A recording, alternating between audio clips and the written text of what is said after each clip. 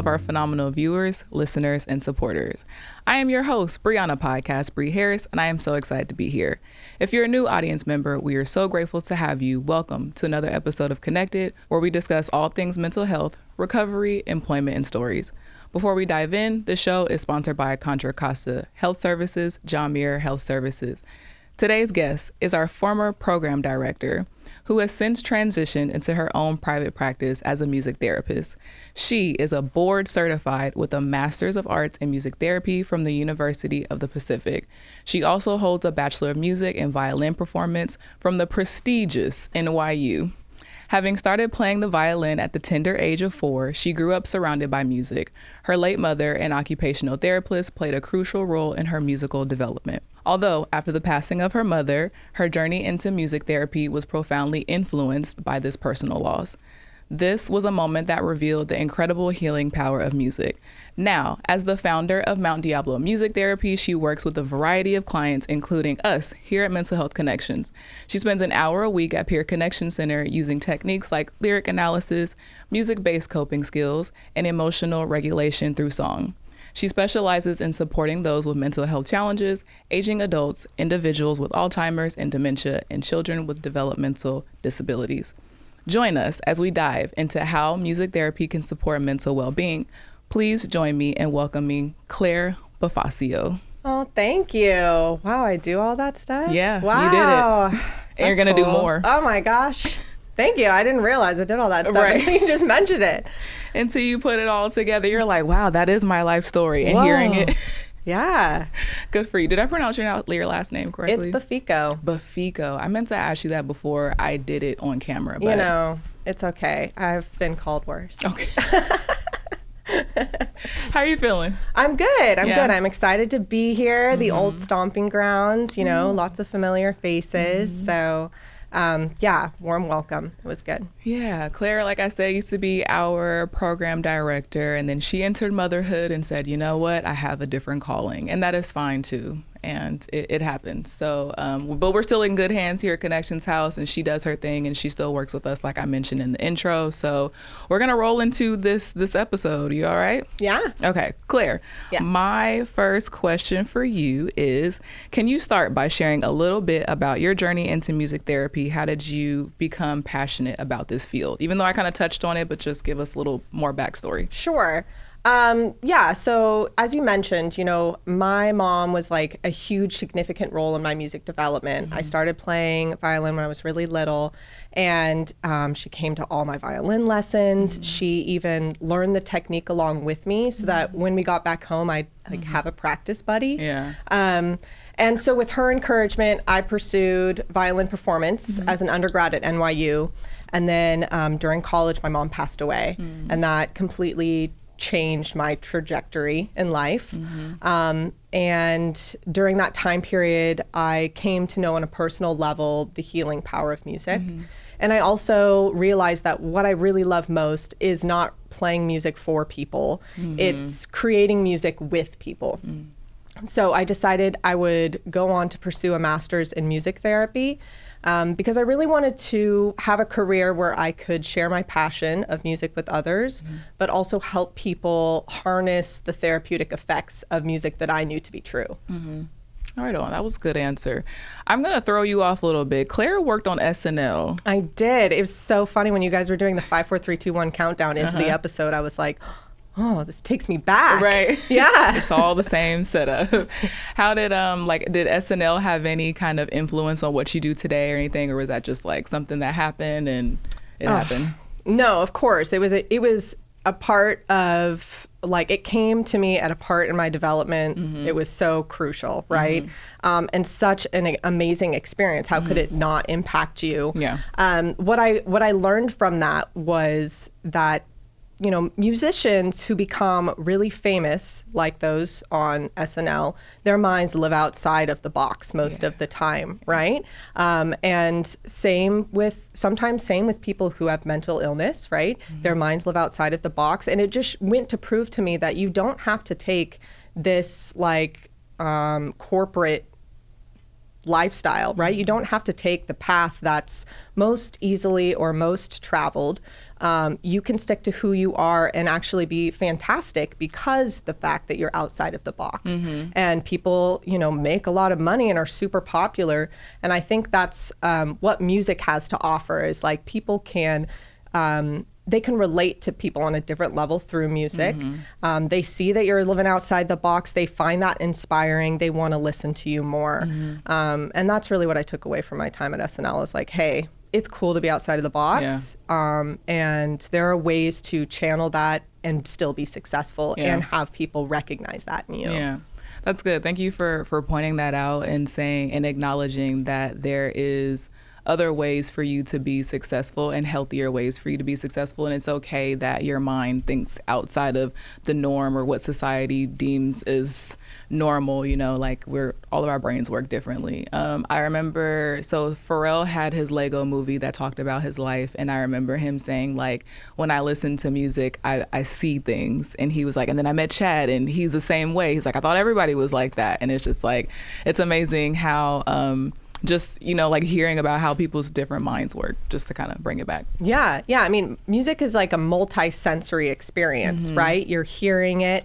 You can see someone performing it. You can see the emotion on their face. If you're playing it, it's a physical touch sensation. If you're near someone playing it, you can feel the vibrations, right? So it's like playing on all of your senses at once. And that's why it's stored in the brain so uniquely. That's why music therapy can be so effective because you're not just playing with one sense, you're really calling on all of the senses. But that's what also makes it such a, like music in general, such an interesting thing to experience. And we can all relate on music. Like, give me a good rhythm, a good beat, no matter what our political views are, no matter what we look like I can always relate on music and rhythm. Thank you, Claire. I appreciate that. So can you walk us through a typical session in music therapy? What can a client expect during a therapy session? Sure. Well, when using music therapy with individuals who are in need of mental health support, my sessions are typically 45 to an hour in length, 45 minutes to an hour in length, and they focus on coping skills and then putting them into action through music. So that might be something like song singing to help regulate emotions. It might be participating in a group songwriting project or a group ensemble playing to promote social skills, social interaction, team building. It might include drumming or improvisation on instruments, which is a great way to relieve stress as a stress management tool. Playing live music with guided meditation to help promote mindfulness is something we do commonly. And even playing games, like musical games like rhythm games or Name That Tune, can help with cognitive skills like memory and attention. So that's kind of some examples you might see within the mental health field. But music therapy, because it's beneficial to all ages and people of a variety of needs, sessions are going to look real different depending on what the client's needs are and the population that you're serving. And do you have like a consultation that you do prior to? Okay, so you know what you're getting yourself into. Yeah, there's always an assessment period, understanding what the client's goals are, what they're trying to get out of music therapy, and then also like a musical assessment to understand what their preferences are, because the music that is the most therapeutic for us is the ones that we like, right? So you have to have a good understanding of what each client really prefers in terms of music. Okay, that's good. That's good. So can you share a story about a breakthrough moment when you saw a significant positive change in a client due to music therapy? What was your favorite? I know you probably have a bunch. It's hard to find an example that like sums it all up for me, but the first breakthrough that I had in a music therapy session actually happened during my internship, and it has stuck with me this whole time. So that's the one that I like to share. So I did my internship at UCSF Langley Porter, which is a psychiatric hospital in the city. And while I was there, there was a client who had suffered a traumatic event and was presenting as mute. So wasn't having any verbal responses. Somehow we convinced him to join a music therapy group. And in that first group, I led an improvisation with instruments, which I figured would be the best way to engage someone who wasn't having verbal responses versus like singing or songwriting. And in that first session, I could tell that his nonverbal skills were very much intact. He was, communicating with people in the music, following along with what was going on, which was really motivating to me because I could tell there was someone in there. Yeah. They wanted to communicate. Yeah. They just didn't want to do it verbally yet. Yeah. Right?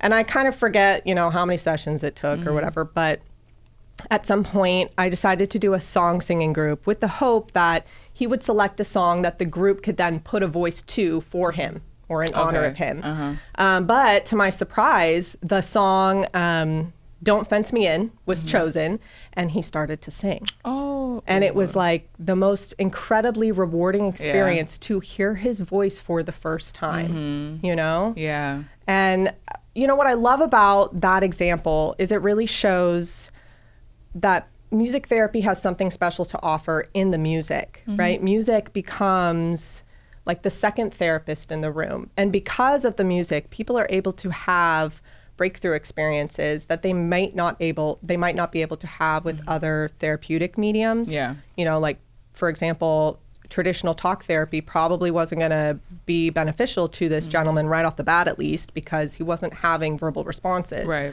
But through music therapy, he was able to find his voice. So I love that. I love these breakout stories. Yeah. When we learn on this show, it's like my favorite part of the segment. I'm like, give me something that I know this works, to give us some, what have you seen? And I love it. And I think with music, it's very therapeutic if we are, and it really plays on our emotions. And I feel like that's very intentional too, like certain frequencies. And then that's kind of getting into sound therapy too. So I don't want to go into sound therapy, but just like this morning, I was just driving to work and then had my phone on shuffle, and then Party in the USA came on. I was like, I'm gonna have a good day at work. Miley. It's a good song.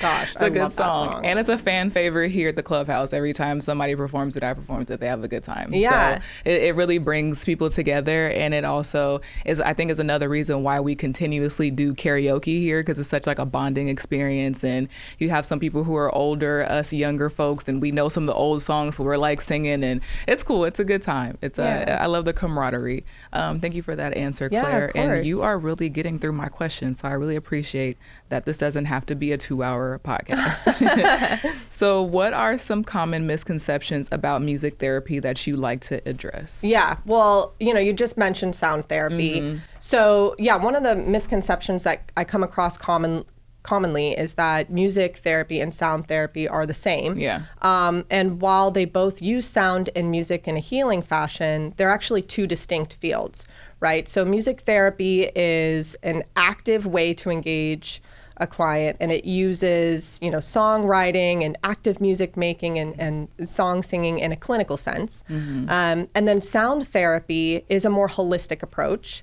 And it's more receptive. So the person is more in a passive state, and they are experiencing or receiving vibrations that the sound healer is producing with gongs and singing bowls, those sorts of things. So again, they're similar because they both use sound and music, but they serve a different purpose, and they serve different people, really, different populations.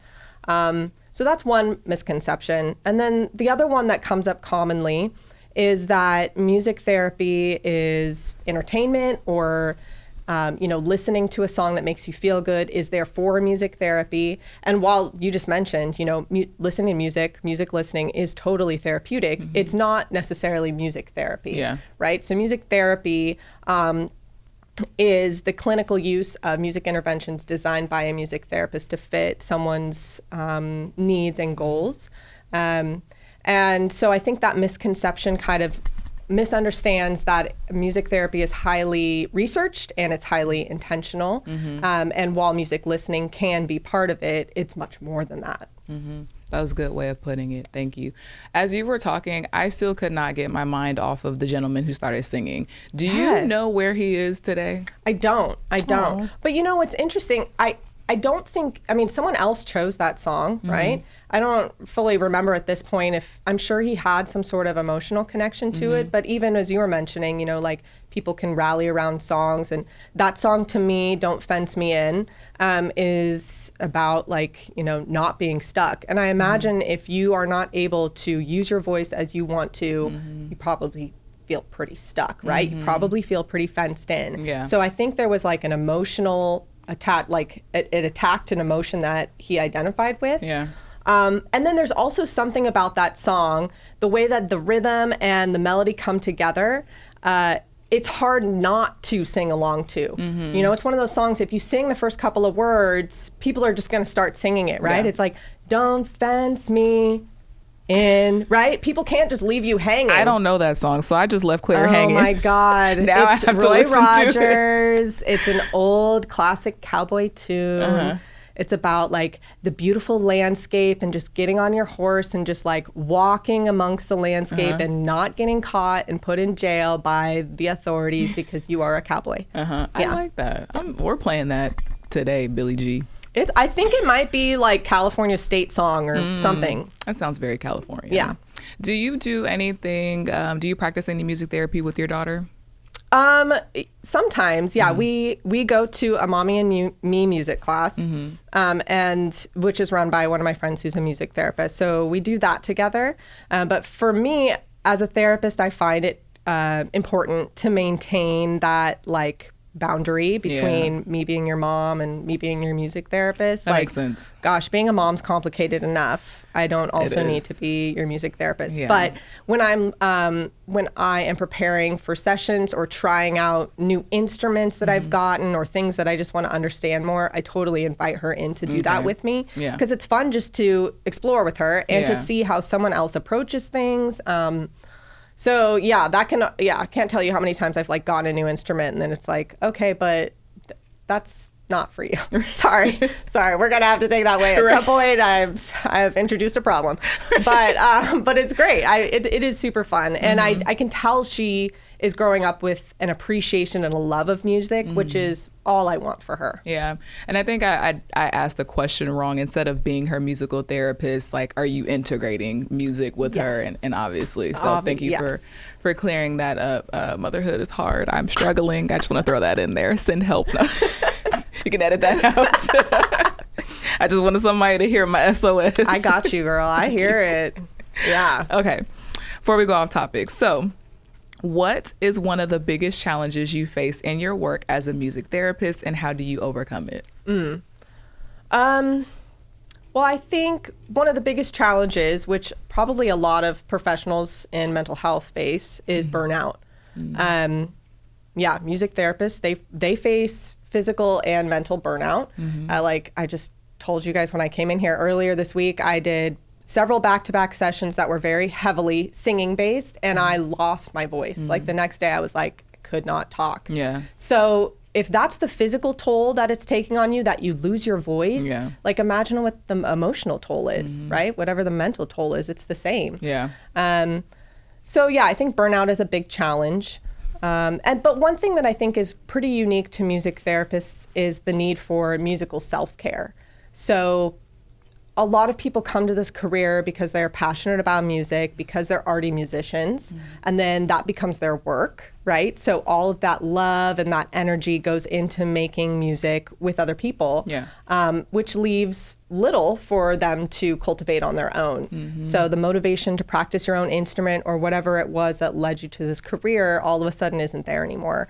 And you got to maintain that passion, right? For yourself and for your clients. Yeah. So yeah, musical self-care is big. A lot of music therapists I know maintain that part of their self-care by seeing their artists with outside of a therapeutic setting. So going to shows or concerts or whatever to see the artists that inspire you, which everybody loves, right?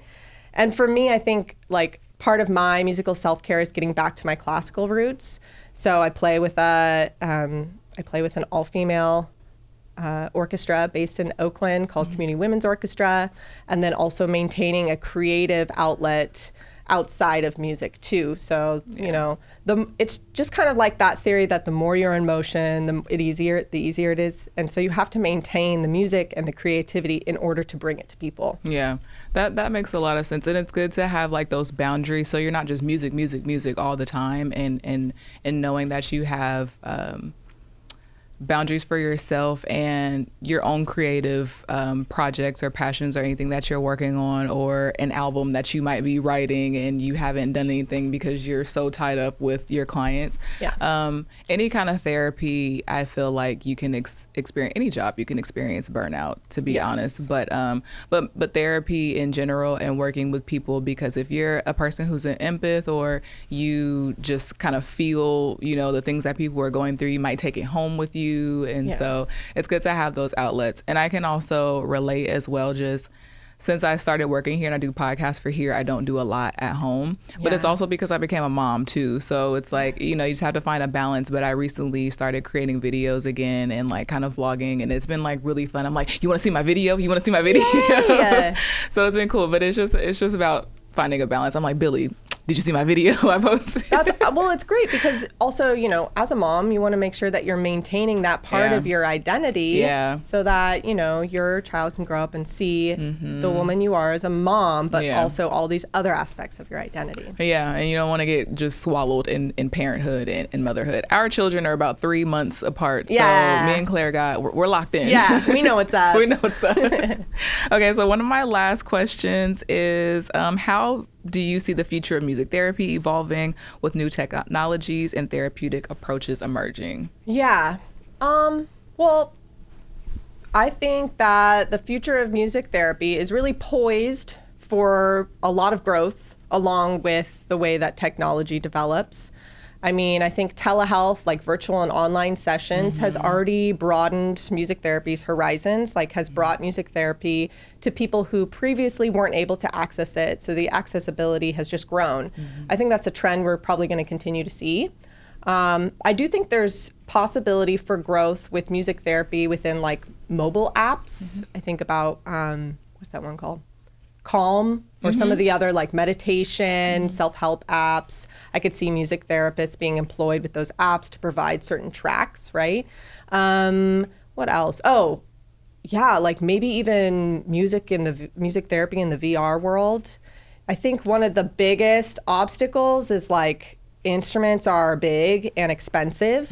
And so to take that barrier away and maybe do it in a virtual, reality setting, how cool would that be, you know? And then it also takes like time, you can bring time travel into that. Then, you know, no matter where we are, we could be playing instruments together. We could have a music therapy session. So that could be really cool.